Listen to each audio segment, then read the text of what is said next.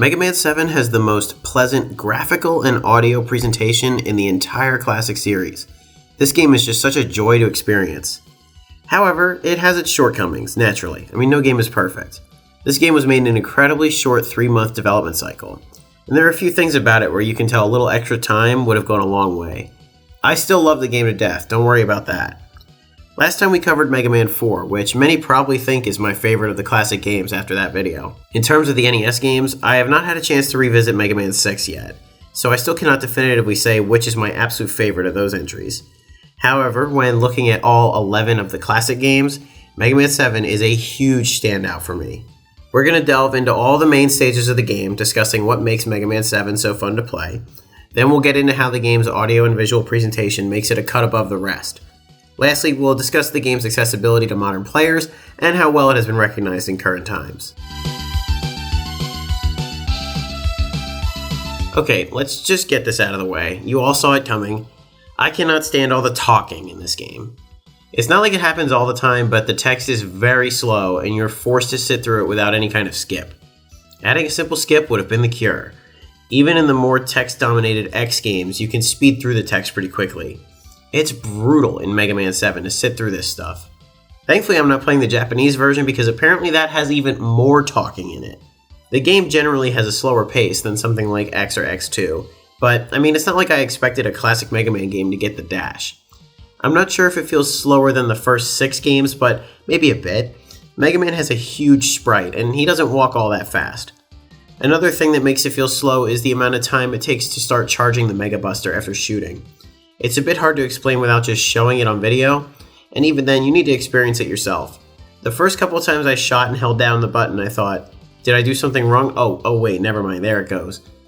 It's an adjustment, but you can get used to it over time. Although the pace may be slow, some of the stages are pretty short, which is useful given the number of secrets and hidden items in this game. Mega Man 7 has a lot of secret collectibles, and I missed a ton of them initially.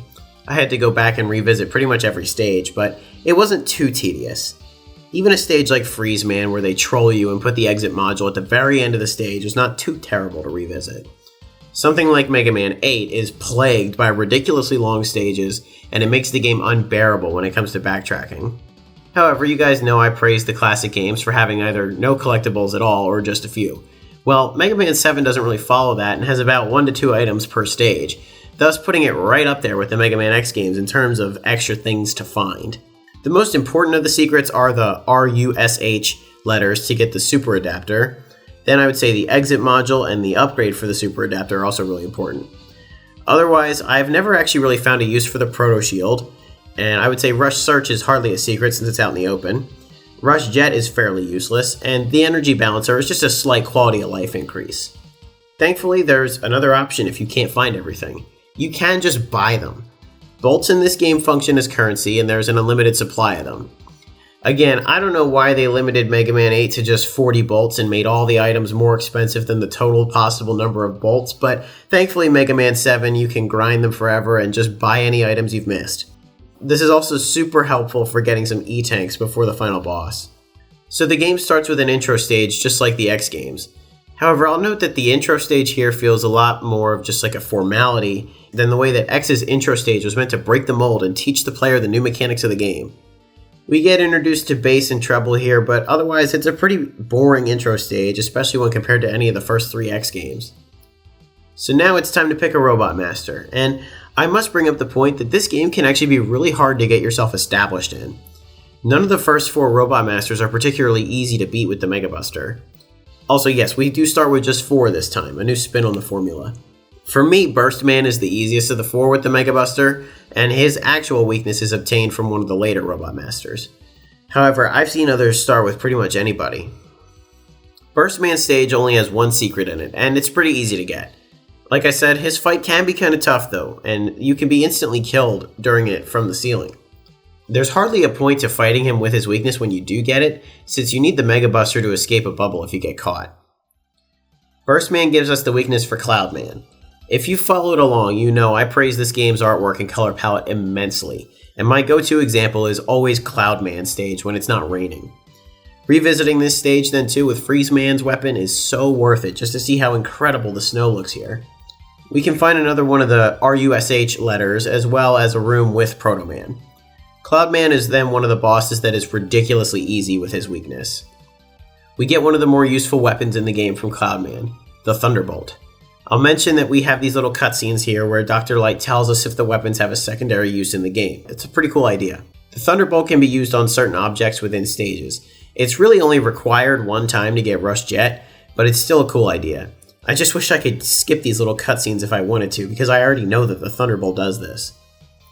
Anyway, next up is Junkman stage, and we will need to come back here with the Freeze weapon to get the Rush letter. However, as I mentioned, the Thunderbolt helps us get Rush Jet here. This stage is really short, and Junkman is also really easy. So it's a bit of a forgettable stage, and it's definitely not one where I'm as blown away by the visuals.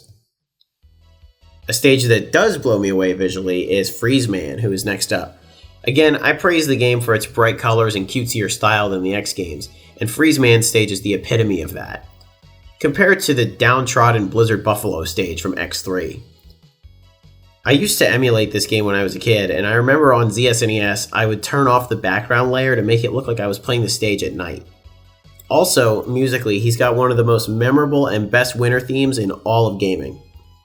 The only secret that's a pain is the exit unit, because if you miss it, you need to go back and do the entire stage over again.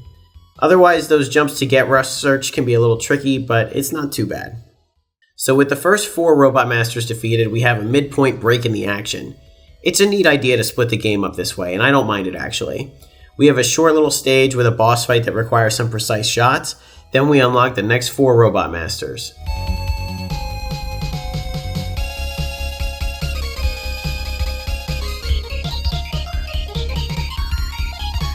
Slash Man is next, and no, this is not Mega Man X5, so I don't take that as a Guns N' Roses reference. There's only one secret here, and we will need Turbo Man's weapon to get it. So we're just going to complete the stage normally for now. The dinosaur sections are pretty memorable, and of course they have this part here which is seemingly a Mario 2 reference. I like the stage, but Slash Man is actually a pretty hard boss, even with his weakness.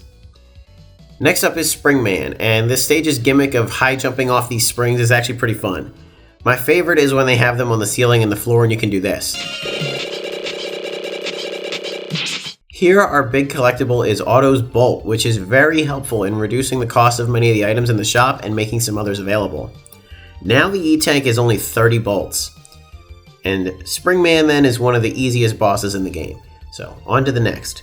We have Shade Man, whose stage contains a fun little Easter egg where you can hear the Ghouls and Ghosts music. I forgot to do it when I played the stage, and I don't think you can do it once you've beaten Shade Man, so oops.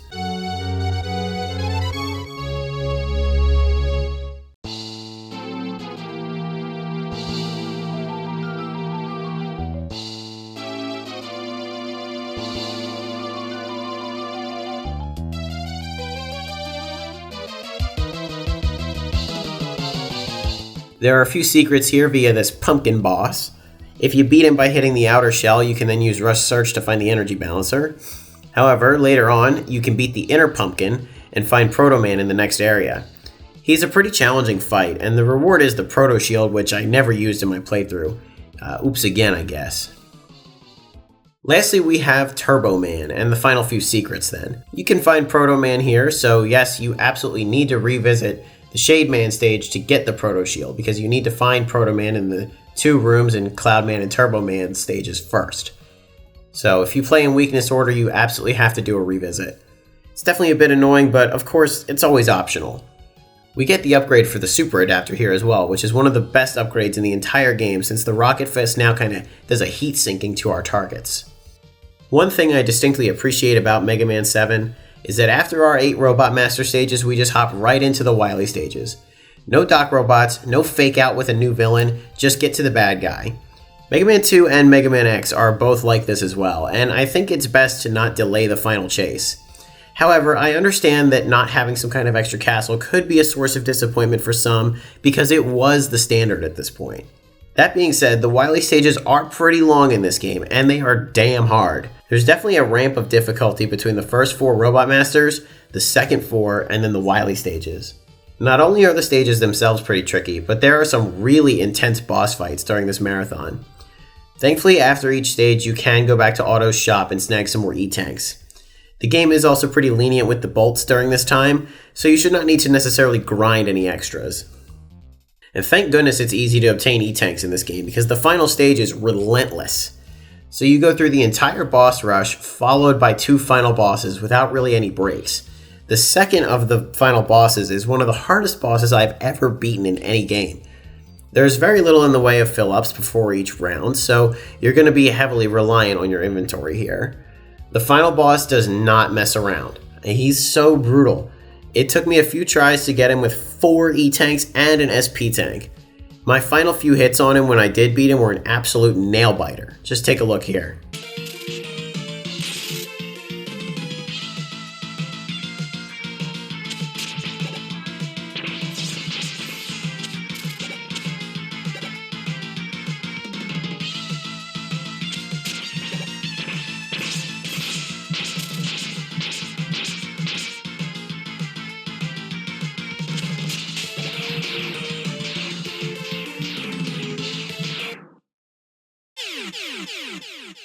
So with that, we have the gameplay covered. There's a lot of great moments to be had while playing Mega Man 7.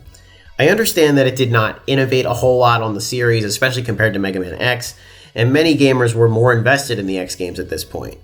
It's not the most groundbreaking entry in the series by any means, but it's still really fun to play. And part of what makes it so fun are the ways in which our ears and eyes are treated while playing the game. As I said in the introduction, the thing that keeps me hooked on Mega Man 7 are the soundtrack and the in-game art. My favorite of the Robot Master themes is without a doubt Slash Man. That claim is based on this part alone.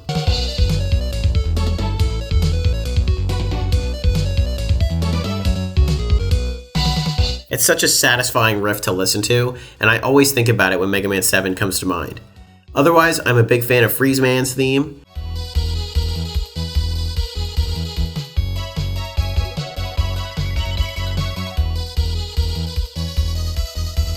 One thing I always compliment themes on is fitting the atmosphere, and Freeze Man's does a great job of that. Pretty much every theme is solid, and I enjoy putting on the Mega Man soundtrack a lot while working at my day job. I'll note that this game of course has a brighter and cutesier style than the X games, therefore the soundtrack is generally lighter feeling than pretty much all the X games, at least on the SNES. Many of the themes feature a prominent bass line, which of course is a win in my book. I've also seen that the bass line is a guiding instrument intentionally, since the game's new villain is named Bass. So we have a lot of upbeat themes with distinct bass lines. Sounds great.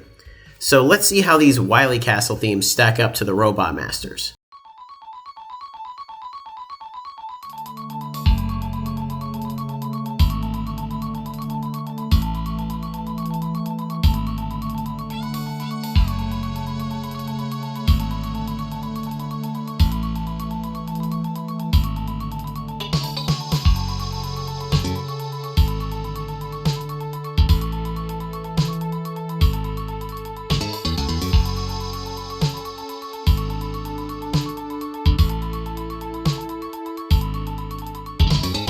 That mood shift is intense. If you followed along my other videos, you know I absolutely love a big tonal shift when it comes from the regular stages to the end game. The 2 games that do this shifting the best are without a doubt X1 and Mega Man 7.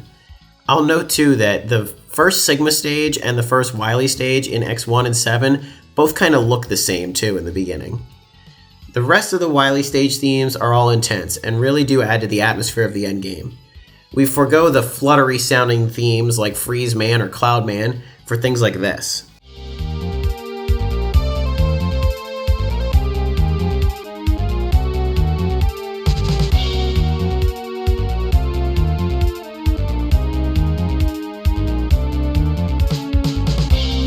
The final theme really gets you ready then to take on one of the hardest bosses of all time.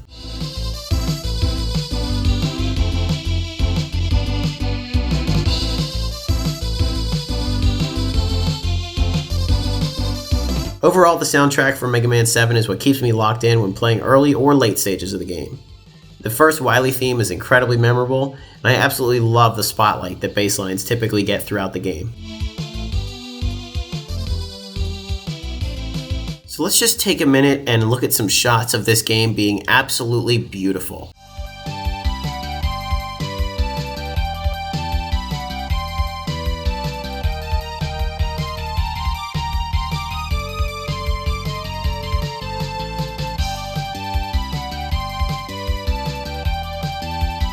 Yeah, quite the amazing color palette if you ask me.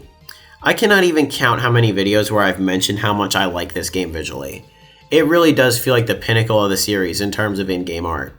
Freeze Man and Cloud Man particularly just make me give it that chef's kiss of approval. I know 7 is not nearly as popular as the 8-bit counterparts, but I think it would have been so cool if 9 or at least 10 had gone in this style instead of the classic 8-bit. So other than the in-game art, let's take a look at the physical artwork now. Some box art here. We have the North American, European, which are pretty much the exact same. It's a little different color-wise. And then the ultra cool Japanese version of Rockman 7. But anyways, let's take a look at the North American. It's pretty iconic. I think Mega Man looks pretty awesome there. Obviously, they really improved over the first 6 entries, or at least the first couple of NES games. So then we have back of the box here. We can see Mega Man with the super adapter on. Some text here and some screenshots. Pretty good. Nothing too endgamey, nothing too spoilery. Maybe the Guts Man there a little bit. But anyways, not even prison can keep Dr. Wily down. So pretty neat. We head on over here to a scan of the manual. Of course, I don't have the box or manual for this game. They're like finding hidden treasure at this point. They're so damn rare. So anyways, I think it's cool we have the back cover here. Look for these exciting new Mega Man toys from Bandai. These are probably worth $1 million at this point. I don't know exactly how to keep up with those kinds of prices, but cover here, same pretty much as the game in the box. We have our special message from Capcom as always, Mega Man giving the thumbs up. Gotta love that. Little Proto Man down there. Just some basic stuff, getting started, whatever. There's bass and treble. I do love that the page numbers have Roll and Proto Man there. That's really cool.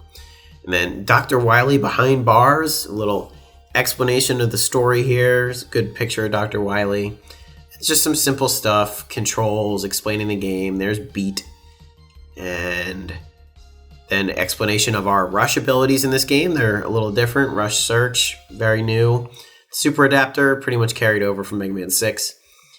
Continuing on, have an explanation of the shop where you can buy those E-Tanks and items that you don't find in the stages. Then we have our drawings here of the special items. They look pretty similar to some of the other manuals. They still have a goofy image of the 1-up, which I think is awesome. And then coming down, explanation of the password system. Yeah, so they still didn't even build in a save into this one. It's still just passwords. And then it's a short manual, and we're already here at the robot roll call. So Burst Man, Cloud Man, Junk Man, Freeze Man, Slash Man, Spring Man, Shade Man, and Turbo Man. And they are listed in the order that you see them. So if you look at the manual before playing, you'll know who the other 4 Robot Masters are before you unlock them. So, and then just some warranty information, and that's that. It's a pretty quick manual. It's pretty short. I mean, we're at Mega Man 7 at this point, so I think you know how to play Mega Man by now.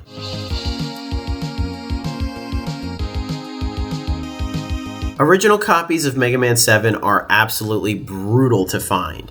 As I mentioned before, this game was created under an extremely tight development window and was very much so in the shadows of the ultra-popular Mega Man X franchise. According to the Wikipedia article for the game, Capcom undershot the production run of Mega Man 7 due to previous demand not meeting supply for other games. Well, despite it not being so popular back then, it sure has a cult following now because prices for the originals are absolutely insane. Yeah, it's right up there with Mega Man X3 to get an original SNES cartridge. Therefore, you're just seeing me on the Legacy Collection 2 for PC here. That's the easiest way for modern players to access Mega Man 7, and thank goodness it exists. These collections certainly leave a little more to be desired. Throughout my playthrough, I was getting some weird screen flashing, which I've tried to edit out as much as I can for the video. I can still gladly enjoy this game without dropping over $200 on it, and I was even able to connect my SNES controller for Switch to my PC and play it with the original controller. It feels as close to playing it on an actual SNES as possible this way, but as I said, it's still a little bit lackluster. If you followed along, yes, I did own this cartridge at one point, but sadly I parted ways with it years ago before moving across the country. If you really want some form of original hardware, then you can snag the Super Famicom version for dirt cheap when compared to the SNES one at least. You can very easily play Super Famicom games on an SNES by just ripping out 2 plastic tabs. Yeah, I could have done this and then recorded myself beating it on original hardware. However, I didn't want to wait to import the game. If I did import it, I would want a CIB copy since the Japanese box art is so cool. And at the end of the day, Nah, I don't really feel like it. Outside of the Legacy Collection 2, the game is also on the Anniversary Collection for the GameCube, PS2, and Xbox if you go back a little further. If you happen to own a Wii U with Mega Man 7 downloaded on it, then good for you because it means you snagged it during its window on the Virtual Console. Otherwise, yeah, Legacy Collection 2 is going to be the way that almost anybody experiences Mega Man 7 currently. Given that we have an accessible re-release and have had accessibility for several generations, I'll give this game fairly low historical risk. It's one of the more oddball games in the series, so it might not be as well discussed as like Mega Man 2 or any of the first 3 X games even. However, it's classic Mega Man, and it's going to be remembered. Overall, Mega Man 7 comes really close to being the absolute definitive classic Mega Man experience. There's just a few things that still leave me debating on if it's my favorite or not. It's darn close if it isn't, and I will still hold my assertion that it's the best classic Mega Man in terms of audio and visuals. The gameplay could have certainly been ironed out a little more, and that statement just makes me wonder how amazing this game would have been if it were made in 4 months instead of 3. Would they have remembered to put in a cutscene skip if they had had another month? Ultimately, it's a question we will never know the answer to, and we have to take what we were given. That's completely fine, because what we were given was something truly special. So I keep throwing around this discussion of what my favorite Mega Man game is, and as you can tell, it's very hard for me to pick a favorite. Well, next time we're going to be looking at what is my definitive favorite game of all time. It's not a Mega Man game, and it's also not a Mario Kart game. So stick around and we will clean up any possible confusion as to what my favorite game truly is.